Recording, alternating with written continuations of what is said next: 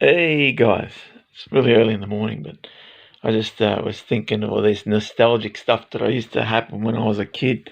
I just was watching all this stand-up comedy from different like Italian comedians back in America. Well, I guess as a kid, I remember always going to my Tia Angela, and she used to always go in the pantry, and she would be giving me like the 2 minute noodles. I used to love that, man. That was very nostalgic. So every time I have the 2 minute noodles, I always think of my Angela. And what else? I remember going to my cousin Lucy's house to see my Afia. She wasn't really my Afia, which is actually my cousin Afia. But we used to go to Afia, and they used to do the cannoli and stuff. And yeah, I used to have the quick. I remember I used to having the quick, and like you could have the Milo or the quick. And I used to love always get the quick. And I remember watching Charlie and the Chocolate Factory, black and white. It's good times, mate. And but also I remember going to see Joey Perone's family at the furniture place. This was back in Thomastown, man. And I remember my brother Vince and me. I were playing hide and seek and some shit, and we went to go and see this guy just down the road, and he had his tomato trees and shit, and I think my brother was fucking around with the wiring, and we didn't realise what he had, man. This guy but within the tomatoes, this guy had the wire, and if you touch the wire, alarms and shit would go off.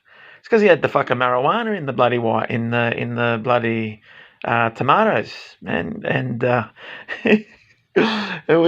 remember we saw it on the news, man. I think he got busted and some shit, And so it's like then the cops had gone to Thomastown and busted the bastard. So, but yeah, no, my brother was just he shouldn't have been touching those fucking wires in the bloody tomato trees and shit. I remember that.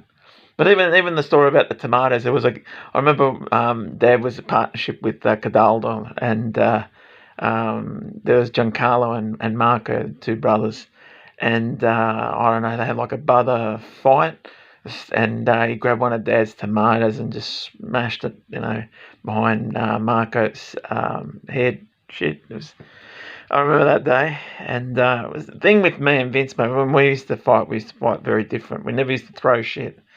It'd be like I'd be in the wheelbarrow and my brother'd be wheelbarrowing me, and then fucking tipping me out like cement, man, and me hitting my fucking head on the ground and fucking crying my ass and running to mum and say, "Oh, Vince hurt me," and then mum would come out with a fucking shoe and just start fucking throwing shoes and shit at me and my brother, even though I was the victim, but that's another story.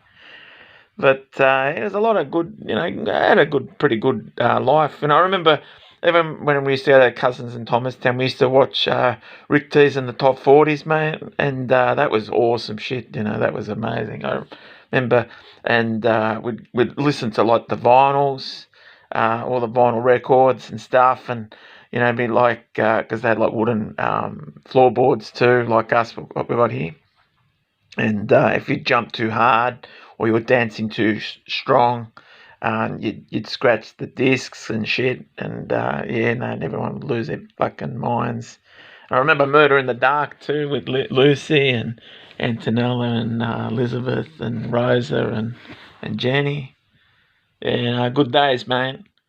And yeah, they also had I think they had the frozen sauce in the what was it? The ice cream containers, and they used to do the cannoli off on the on the broomsticks.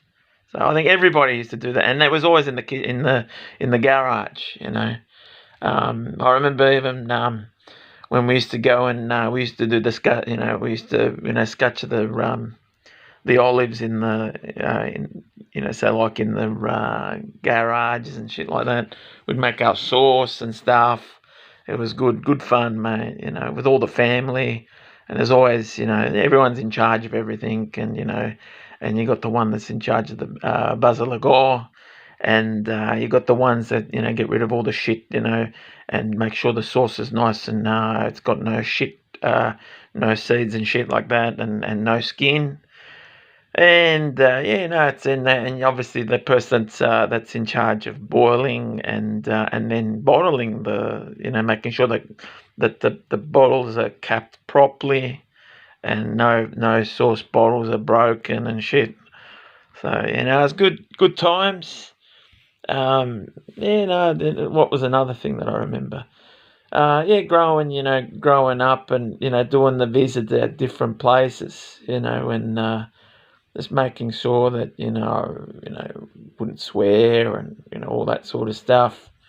But I remember even there was a time where I slept over, and there was an auntie, and she was dressed up in a nightgown, and she scared the fuck out of me because I thought it was like a ghost coming across the bed, and I screamed like it was screaming like hell, man.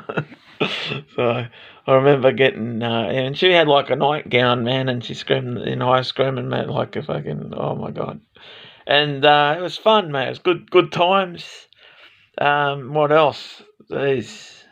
I remember that was something that I always liked. So yeah, with the Joe, I remember going to the Joe Peroni, and stuff. We also had like good times, at Airport West and stuff. We used to love playing hide and seek and stuff, and going through the Nidji High and all that, and going through the pipes and shit.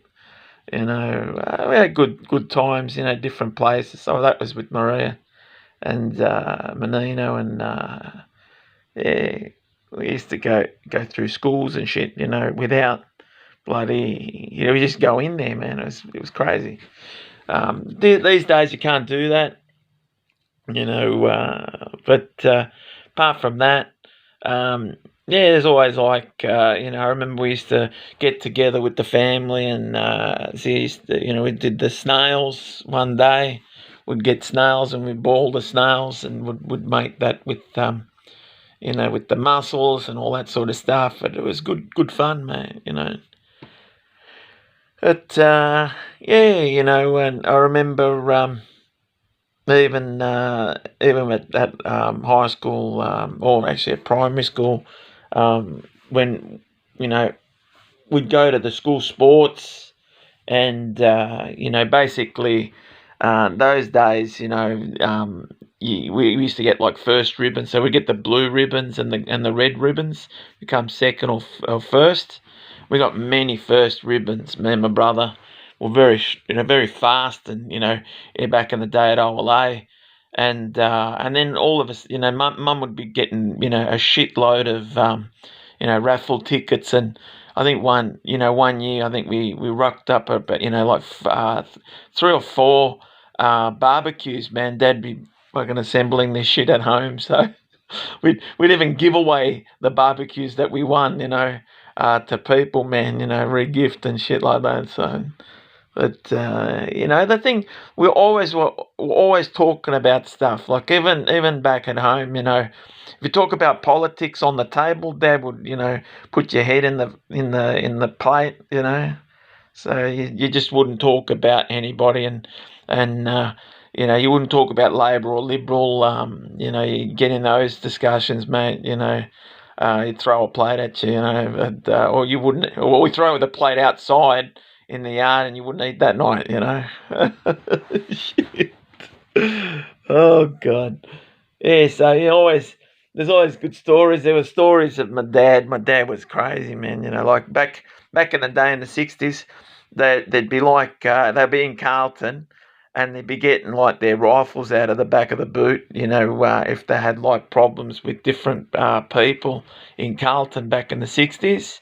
So there'd be the old guy coming out with a 3-piecer, and they'd be on the road, and and they just settle their fares there. But Dad once, I remember once there was a guy that didn't want to pay Dad, and he had done concrete and stuff.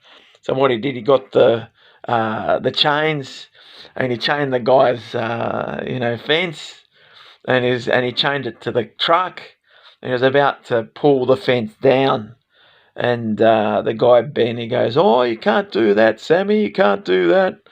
And then the cop comes out and he goes, "Oh, Sam, it's not worth it, Sammy." And so, but, these things happen, Then there's another guy, Dad, he used to, he had to pay Dad about 8 grand, and he rocked up there as a concreter because Dad was a massive, he was concreting for about almost 40 years, mate.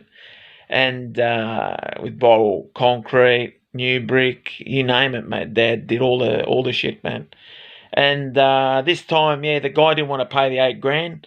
They'd go there with the jackhammers, mate, and just jackhammer the shit out of the concrete. So, but that's the story of our family, And we've come from, we've come from Mandazzo, and we've come from San Stefano di Camastra. So there's a lot of stuff. We mix in with a lot of different people, and we're a happy bunch. So we don't take life serious, but we have a good time. All the best, guys. Have a lovely morning. Cheers. Love you all, mate. Take care, guys.